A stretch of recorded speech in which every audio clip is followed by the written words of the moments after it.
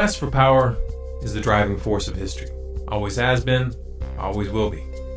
Those who fail to recognize this principle are not spared in the grand chess game, but rather are moved and manipulated by forces they do not understand. From the perspective of those who dominate the board, it is obviously preferable to have a population of ignorant pawns than it is to have an array of opponents which are capable of mounting an effective resistance. To that end, it has always been in the interest of the ruling class to cultivate illusions which obscure the true nature of the game. Manufacturing consent. What is that title meant to describe? Well, the title is actually borrowed from a book by Walter Lippmann, written back around 1921, in which he described what he called the manufacture of consent as a revolution in the practice of democracy. What it amounts to is a technique of control. And he said this was useful and necessary because the common interests, the general concerns of all people, elude the public. Walter Lippmann wasn't speaking theoretically, nor was he commenting on a phenomenon that he had observed from a distance. He was part of that specialized class, and he personally influenced the development of this new technique, control. So what was this new technique that Lippmann was referring to? The answer to that question takes us back to the beginning of World War I. In 1917, Woodrow Wilson formed the Committee on Public Information, also known as the CPI. It was a propaganda agency, and its purpose was to build support for the war with the American people. The CPI, run by a man named George Creel, was known for its crude tactics, blatant exaggerations, and outright lies. However, one member of the CPI, Edward Bernays, had a much more subtle approach. Rather than resorting to lowbrow tactics, Bernays studied the mindset of the American people, and then based on his observations, he created a campaign to promote the idea that America's purpose in the war was to, quote, make the world safe for democracy. This meme was wildly successful, so much so that it continues to be used even to this day. Edward Bernays was Sigmund Freud's nephew, and like his uncle, he was an avid student of human psychology. Some documentarians, such as Adam Curtis in his film The Century of the Self, have mistakenly assumed that the psychological techniques that Bernays went on to develop were merely the practical application of Freud's theories. However, though Freud had a significant influence on his nephew, the reality of the matter is that he was not the source of these ideas. Sigmund Freud, Edward Bernays, and Walter Lippmann all subscribed to a school of thought that was first put forth in 1895 by a French social psychologist named Gustave Le Bon. Le Bon wrote several books, the most famous of which was entitled Psychologie des Foules.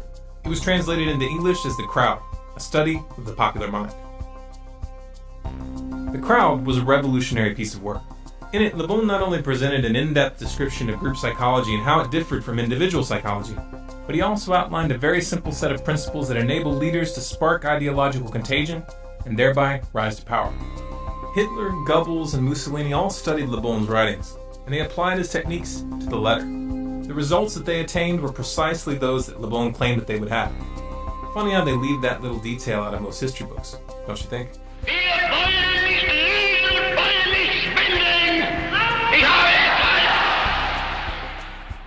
Sigmund Freud's book, Group Psychology and the Analysis of the Ego, was in fact a direct critique of the writings of Gustave Le Bon and William McDougall, which focused on the relationship between individual psychology and group psychology, and explained how human groups can be controlled for long periods of time through the manipulation of group identity, belief systems, and social structures. Edward Bernays studied the writings of Freud, Le Bon, Wilfred Trutter, Walter Lippmann, and many others. He then combined their perspectives and synthesized them into an applied science. The success of his Make the World Safe for Democracy meme during the war, both at home and abroad, planted the seed of an idea in Bernays' mind. Could group psychology tactics be applied during peacetime? When I came back to the United States, I decided that if you could use propaganda for war, you could certainly use it for peace. And propaganda got to be a bad word because of the Germans using it. So what I did was to try to find some other words. So we found the word Council on Public Relations. In 1919, Bernays opened the world's first public relations office. He named his agency the Council on Public Relations. It occurred to me that any young debutante who was aware of the times and of herself as a woman being discriminated against, would be delighted to walk in the Easter parade with her bow to dramatize the idea that cigarettes were indeed torches of freedom, and to validate and to invalidate the taboo against women smoking. So I called up a debutante friend of mine, asked her to get another friend and two young men whom they liked, and I also instructed them on how to give information about what they did to the newsreels, weekly newsreels, to the newspapers, to the three important press associations, the AP, the United Press, and International News Service, and to walk from 34th Street to 57th and back and forth, lighting torches of freedom to protest man's inhumanity to women by a taboo against smoking. Next morning, there wasn't a newspaper in the United States, even the New York Times had a front page story, "Debutantes light torches of freedom to protest man's inhumanity to women by a taboo against smoking," lighting cigarettes in their walk. The interesting thing to me was that within 3 days, the newspapers, without any intercession on my part, published accounts that women were smoking in Union Square in San Francisco, in Union Square in Denver, and on the Boston Commons. This was Bernays' specialty, engineering social trends for clients, and he was very, very good at it. Perception was now a commodity, for sale to the highest bidder. Bernays aided the CIA and United Fruit Company, known today as Chiquita Brands International, in a successful campaign to topple the democratically elected Guatemalan government in 1954. He headed up the public relations campaign to garner support for the fluoridation of municipal water supplies on behalf of the aluminum mining company, Alcoa Incorporated, who was looking for a cheap way to dispose of their industrial waste. And he even helped the company convince the American public to eat heavier breakfast so that they would buy more bacon. What made Bernays so successful was his skill in applying 3 psychological tactics. 1. Creating carefully calculated associations with the subconscious fears and desires of individuals. 2. Influencing opinion leaders and perceived authority figures in order to reach those who follow them. 3. Initiating the contagion of behaviors and ideas through social conformity. Bernays wrote several books promoting these psychological tactics, including Propaganda and Crystallizing Public Opinion.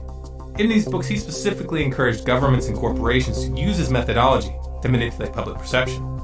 This suggestion did not fall on deaf ears. His techniques worked so well that they were adopted by virtually every sector that sought to influence the public. Media, politics, advertising, even the military. As Walter Lippmann had indicated, it was a revolution. Joseph Goebbels, Hitler's propaganda minister, found Bernays' approach very useful. Bernays acknowledged this fact in his 1965 autobiography entitled Biography of an Idea, where he wrote, "Karl von Wiegand, foreign correspondent of the Hearst newspapers, an old hand at interpreting Europe and just returned from Germany, was telling us about Goebbels and his propaganda plans to consolidate Nazi power. Goebbels had shown Wiegand his propaganda library, the best Wiegand had ever seen. Goebbels, said Wiegand, was using my book Crystallizing Public Opinion as a basis for his destructive campaign against the Jews of Germany. Obviously, the attack on the Jews of Germany was no emotional outburst of the Nazis, but a deliberate, planned campaign." The events that transpired in Nazi Germany stunned the world, and they inspired several prominent psychologists to investigate how populations are convinced to commit atrocities. In the process, they inadvertently established the science behind Le Bon's and Bernays' methods. In 1951, psychologist Solomon Asch set out to study and measure the effects and causes of social conformity and its ability to alter perception. To do so, he ran a series of experiments in which he asked groups of students to participate in what he told them was a vision test.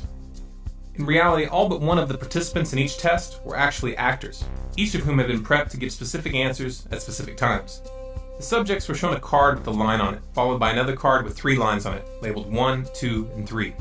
They were then asked which line in the second card matched the line on the first card in length. The lines were made in such a way that the correct answer was obvious. Each member of the group was asked to give their response one at a time, and the real participant always answered last or next to last. For the first 2 trials, the actors gave the obvious correct answer. However, beginning on the 3rd trial, they would all give the same wrong answer. The goal was to ascertain how many people would conform to the perception of those around them when the group's position contradicted their own senses. The results surprised Ash. He had believed that the majority of participants would not conform and give an answer that was obviously wrong. However, results showed that 37% of people would conform to the crowd consistently, and 75% conformed at least some of the time. Ash was uncertain as to whether this conformity was limited to social compliance, or whether it was actually influencing perception on a neurological level. In 2005, neuroscientist Gregory Burns sought to answer this question. Burns created a variation of Ash's experiment, this time measuring brainwave activity during the test to determine at what level of the brain this conformity was taking place. The results showed very clearly that the occipital and parietal lobes were the most active when the participants were answering incorrectly. This meant that conformity was actually altering the perception of the test subjects at the neurological level. Take a moment and register what that means. Social conformity literally causes the brain to rewrite our reality.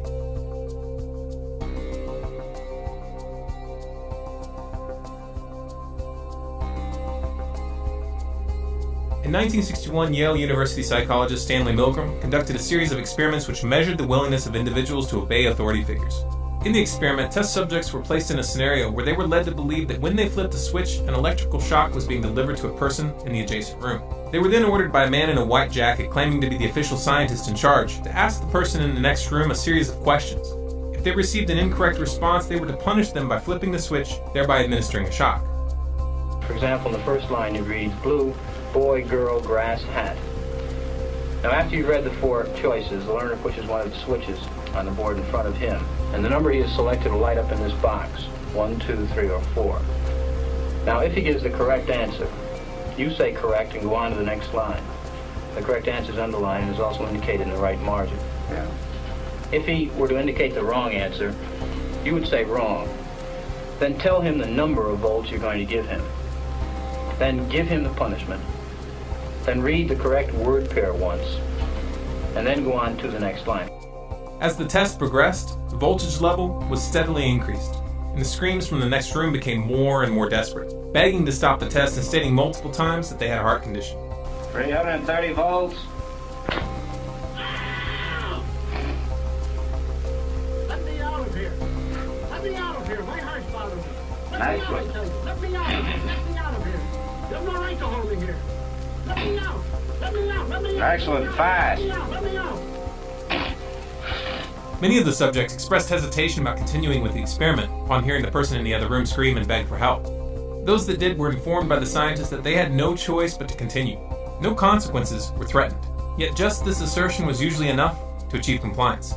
Under the influence of an apparent authority figure, 50 to 65% of subjects continued administering the shocks even up to the maximum 450-volt shock. They even continued after the person in the other room had stopped screaming, which indicated that they were unconscious or dead. Bird, car, train, plane.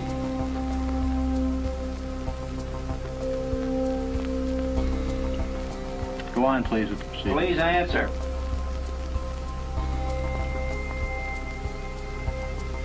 The answer is bird, 345 volts.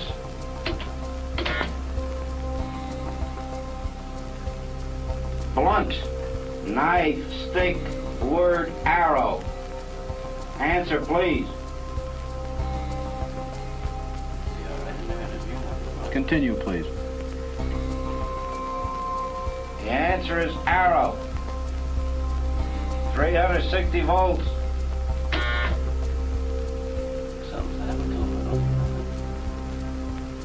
Go on, please, with the experiment. Please continue.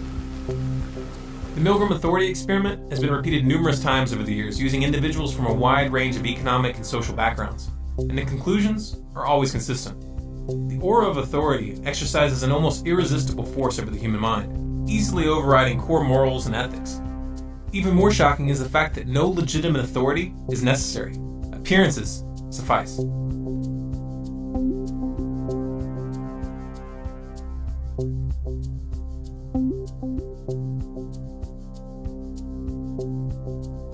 The invisible government that Walter Lippmann, Edward Bernays, and Woodrow Wilson had referred to was not just an abstract concept. It was a very real and concrete reality, and they were well positioned to comment on it because they directly participated in its creation. It all started as an inquiry. The inquiry, to the select few who knew, was a group of 150 men assembled by Woodrow Wilson to gather the data that they thought necessary to, quote, make the world safe for democracy after World War I was over. Among the known members of the inquiry were Walter Lippmann, Paul Warburg, better known as the father of the Federal Reserve, and Edward House, Wilson's closest advisor, the man responsible for convincing Wilson to sign the Federal Reserve Act in 1913. From 1917 to 1918, the group compiled over 2,000 documents to be used during post-war negotiations. The most famous of these was the 14 Points document, authored by Walter Lippmann, which proposed the creation of the League of Nations, the predecessor of the United Nations. Then, to my surprise, they asked me to go over with Woodrow Wilson to the peace conference. And at the age of 26, I was in Paris for the entire time of the peace conference that was held in the suburb of Paris, and we worked to make the world safe for democracy. That was a big slogan. After the Paris Peace Conference in 1919, a portion of the inquiry met at the Hotel Majestic with a number of British diplomats to discuss the forming of a permanent institution.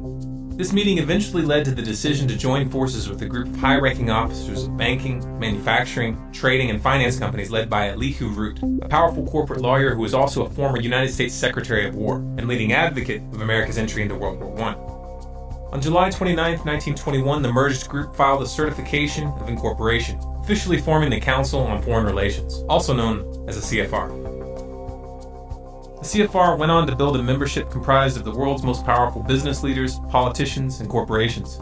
Among the corporate members are Goldman Sachs, JP Morgan, Chevron, Exxon, Shell, BP Oil, General Electric, Raytheon, Lockheed Martin, Northrop Grumman, Boeing, Bloomberg, Rothschilds North America, and DynCorp International. You can find a complete list on the CFR website. It's good to be back at the Council on Foreign Relations. As Pete mentioned, I've been a member for a long time and was actually a director for some period of time. I never mentioned that when I was campaigning for re-election back home in Wyoming. Thank you very much, Richard, and I am delighted to be here in these new headquarters. I have been often to, the mothership in New York City. But it's good to have an outpost of the council right here down the street from the State Department. We get a lot of advice from the council, so this will mean I won't have as far to go to be told what we should be doing and how we should think about the future. John Foster Dulles, Secretary of State under President Eisenhower, is listed as one of the founding members of the CFR on their own website. It was Dulles that convinced Eisenhower to use the CIA to topple the democratically elected Prime Minister of Iran, Mohammad Mossadegh, in 1953. The Shah, the puppet who was installed in his place, was a brutal dictator. He enjoyed full support from the U.S. government until he was overthrown in the Islamic Revolution of 1979. Dulles was also the man behind the 1954 CIA coup in Guatemala, and remember, Bernays ran the propaganda for that operation. The tactic that Bernays chose was to convince the public that the Guatemalan government was backed by the Soviets. Nada menos que John Foster Dulles, que era el secretario. No less a figure than John Foster Dulles, head of the State Department, was part of the firm of lawyers acting for the United Fruit Company. His brother Alan was the head of the CIA. So it didn't take much of an effort on their part to persuade their president, a military man, Mr. Eisenhower, to give them the green light to overthrow Arbenzi's government. Para derrocar al gobierno de Arbenz. U.S. Secretary of State Dulles takes the rostrum to urge united action by the Americas to outlaw international communist intervention in the Western Hemisphere. Bernays' tactic worked, even though the Soviet Union didn't even have diplomatic relations with Guatemala at the time.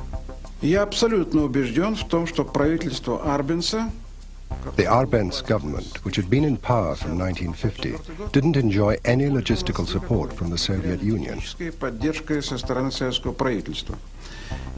We didn't even have diplomatic relations. There was no Soviet mission in Guatemala.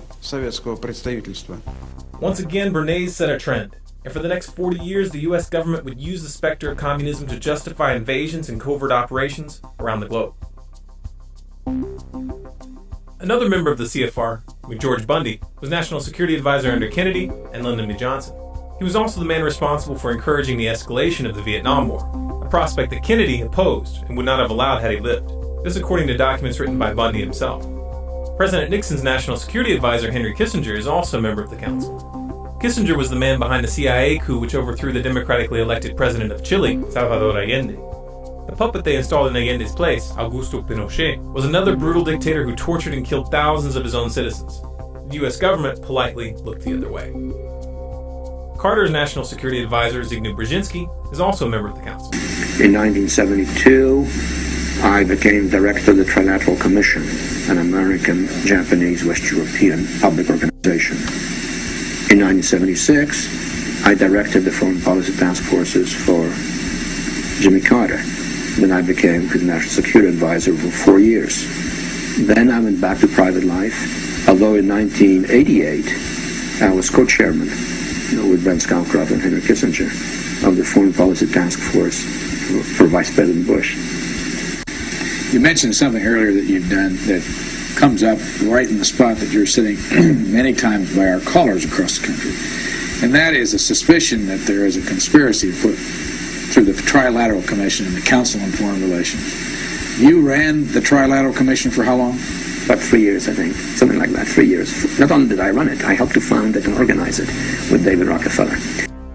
It was Zbigniew Brzezinski who was behind the funding and arming of the Mujahideen in Pakistan and Afghanistan, a tactic designed to incite the Soviets to invade. U.S. National Security Advisor Brzezinski flew to Pakistan to set about rallying resistance. He wanted to arm the Mujahideen without revealing America's role. On the Afghan border near the Khyber Pass, he urged the soldiers of God to redouble their efforts. We know of their deep belief in God, and we are confident that their struggle will succeed. That land over there is yours. You'll go back to it one day because your fight will prevail and you'll have your homes, your mosques back again because your cause is right and God is on your side. I mean, let's remember here, the people we are fighting today, we funded 20 years ago.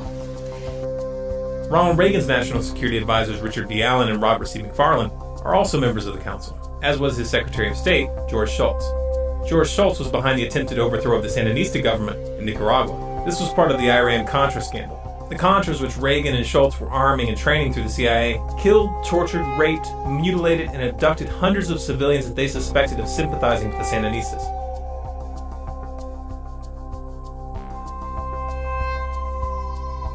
George H.W. Bush was a director of the CFR from 1977 to 1979, and his Secretary of State, James Baker, is a current member. You might remember this clip from 2012 where Baker and Clinton joked about the plan to take out Iran. There will also be many, many side effects, all of them adverse, from an Israeli strike. But at the end of the day, if we don't get it done the way the administration's working on it now, which I totally agree with, then we ought to take them out. Secretary Clinton. Well, we're working hard. We're working hard. I said at the end of the day may be next year. It will be next year. Kind of sounds like an inside joke, doesn't it? 1 year after this interview, the Obama administration attempted to initiate an attack on the Syrian government. This was designed to draw in Iran, which has a mutual defense agreement with Syria. Obama took an indirect route by funding and arming militants who then committed atrocities and blamed them on government forces. Sound familiar? Well, perhaps that's because Zbigniew Brzezinski was Obama's personal mentor. Somebody who has over decades trained some of the most prominent foreign policy specialists, not just in the Democratic Party, but has trained a number who ended up in the Republican Party as well. He is one of our most outstanding scholars, one of our most outstanding thinkers. He has proven to be an outstanding friend and somebody who I've learned an immense amount from. And for him to support me in this campaign and then be willing to come out here to Iowa is a testimony to his generosity. So if everybody could please give Dr. Brzezinski another round of applause. Bill Clinton is also a member of the council. and his Secretary of State, Madeleine Albright, is currently serving on the board of directors. Madeleine Albright was in charge of the sanctions on Iraq that were in place during the entire Clinton administration. We have heard that 500,000 children have died. I mean, that's more children than died in Hiroshima. And you know, is the price worth it? I think this is a very hard choice, but we think the price is worth it.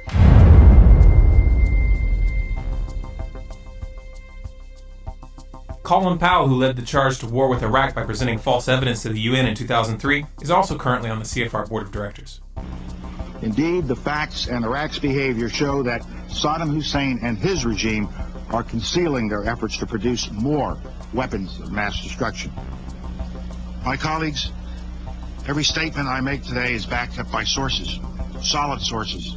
These are not assertions. What we're giving you are facts and conclusions based on solid intelligence. Those weapons of mass destruction got to be somewhere.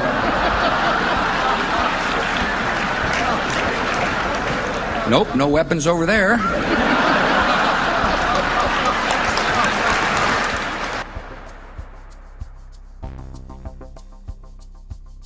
George W. Bush's National Security Advisor Stephen Hadley, his Secretary of State Condoleezza Rice, and his Treasury Secretary Henry Paulson are all current members of the CFR. Henry Paulson, former CEO of Goldman Sachs, was the man behind the banker bailouts in 2008. Goldman Sachs, which just happens to be a corporate member of the CFR, was one of the primary beneficiaries of that bailout. Another CFR member, Robert Gates, was Secretary of Defense under both Bush and Obama. Obama's first National Security Advisor, James L. Jones, is a CFR member, as is Obama's second National Security Advisor, Tom DeNillen, his third National Security Advisor, Susan Rice, his second Secretary of Defense, Chuck Hagel, his first Secretary of State, Hillary Clinton, as was his first Secretary of Homeland Security, Janet Napolitano. John Kerry, Obama's second Secretary of State, acknowledged that he was a member of the CFR in a speech given at the Council in 2003, but he's no longer listed on the official roster. In the Senate, Dianne Feinstein is listed as a member, as is John McCain, Joe Lieberman, and former Senator Christopher Dodd. Christopher Dodd is currently the president of the Motion Picture Association of America. In that role, he was the driving force behind the SOPA and PIPA internet bills. 3 out of 6 of the current board members of the Federal Reserve, Daniel Tarullo, Jerome Powell, and Janet Yellen, are all publicly listed as members of the Council. This cozy relationship between the Federal Reserve and the CFR goes back to the very beginning. Paul Warburg was a founder of both organizations, and he held positions in both of them concurrently. He was a director of the Council from its creation in 1921 until his death in 1932, and he served on the Federal Reserve Board from 1921 to 1926. His son, James Warburg, who is also a CFR member, is most famous for the statement he made before the U.S. Senate Committee on Foreign Relations on February 17, 1950, in which he said, "We shall have world government whether we like it or not. The only question is whether world government will be achieved by consent or by conquest." Carroll Quigley was an author and professor of history at Georgetown University. He was also a personal mentor to President Bill Clinton. And then, as a student at Georgetown, I heard that call clarified by a professor named Carroll Quigley.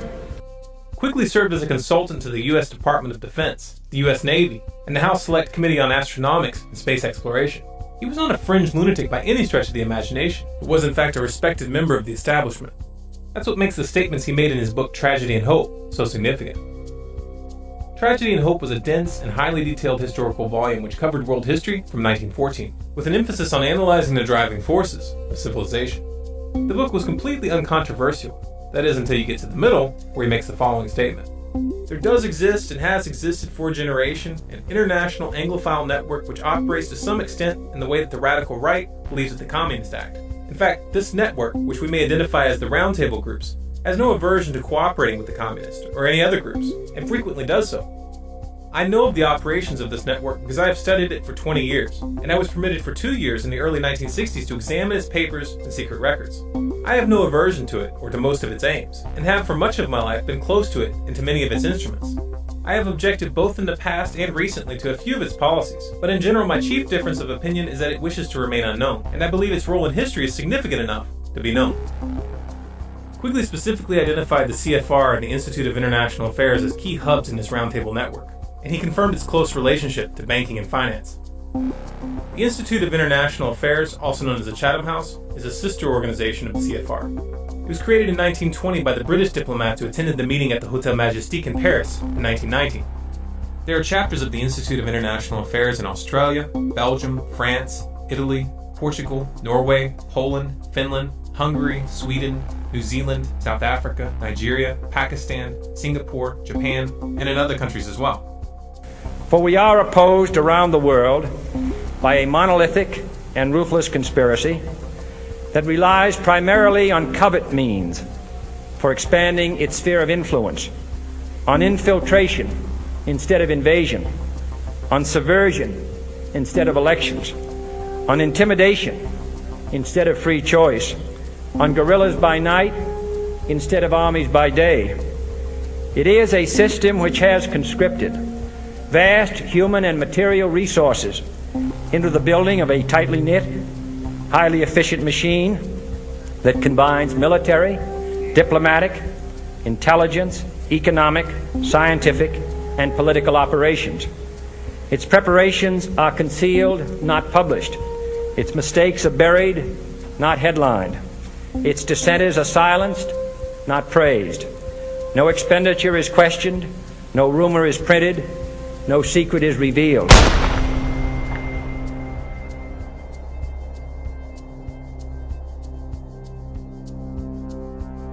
The secret to the power that the Council on Foreign Relations and the other roundtable groups wield lies in a clever application of the techniques that Bernays developed. They target individual psychology by cultivating a sense of exclusivity and prestige, which plays upon people's desire to feel important and powerful. Like Bernays, they manipulate the public indirectly by targeting opinion leaders and authority figures. By influencing their membership, which is comprised of men and women in the highest levels of government, business, and finance, they hijack the phenomenon observed in the Milgram authority experiments while bypassing the electoral process. Most of the meetings held at the CFR are run under Chatham House rules, meaning that the ideas discussed there may be used and spread by those present, but no one is allowed to mention where those ideas came from. I would like to remind the audience, it says here, that this meeting is not for attribution. This means that participants are welcome to make use of the information received at the meeting, but neither the identity of the speakers nor that of any other participant may be revealed, nor may one cite a council meeting as the source of the information. These closed-door discussions and their exclusive membership process work together to engineer the phenomenon demonstrated in the Ash conformity experiments. New members must be nominated by an existing member, seconded by 3 members, and approved by the board of directors. This process ensures that ideological continuity is maintained as social conformity brings new members into line with the group. It's important to remember that wealth, social status, and official positions of power do not reduce the effects of group psychology. We get a lot of advice from the council, so this will mean I won't have as far to go to be told what we should be doing and how we should think about the future. To put it in simple terms, the politicians aren't the ones calling the shots. They're just puppets. Voting the bums out doesn't work, and it hasn't for a long, long time. Now you know why. Even if we remove every single corrupt oligarch from the councils of government, we will end up right back in the same situation unless we deal with the psychological underpinnings of our enslavement. But how do we do that? How do we reach the group mind and shake the crowd from its slumber? Group psychology is a weapon, and like all weapons, it is capable of being used for good or for evil. For many years, it has been in the wrong hands. It has been hidden from the public and used against them. It's time for the people to pick up that weapon and use it to free themselves. It's time to start studying. Read Gustave Le Bon's books, The Crowd and Psychology of Revolution. Read Edward Bernays' books, Propaganda and Crystallizing Public Opinion. And read Gene Sharp's books, From Dictatorship to Democracy and National Security Through Civilian-Based Defense. Learn the theory, learn the techniques, and start using them to spread the truth rather than hiding it. Start using them to prevent wars rather than start them. Start using them to stop the militarization of the police and to end the surveillance state. Use them to bring this corporate mafia to its knees. Some of you may find this proposition frightening. This is dangerous stuff. These are ideological M16s with boxes of ammunition. If even a few motivated individuals started using these techniques effectively, it could seriously disrupt the balance of power.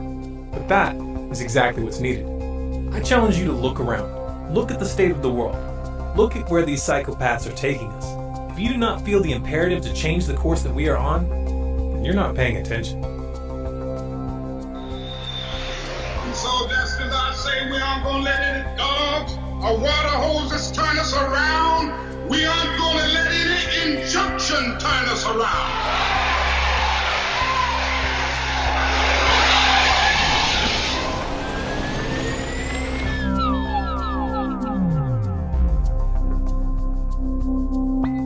feel as strongly as we do that the public needs to see this information, then make a commitment to get this film into the hands of as many people as possible. Share it through social media, post it on your website, send it to your friends via email, or pass it out on the street. You have permission to download this video and distribute it and display it in any non-commercial way. If you want to make sure you catch future videos, be sure to subscribe to StormCloudsGathering on YouTube, and click the little gear on the subscribe button to have YouTube send you an email notification of new uploads. Also sign up for email updates on our website, StormCloudsGathering.com, and follow us on Facebook, Twitter, and Google+. Special thanks to everyone who donated on our website over the past year to make this film possible. We really sincerely appreciate your support.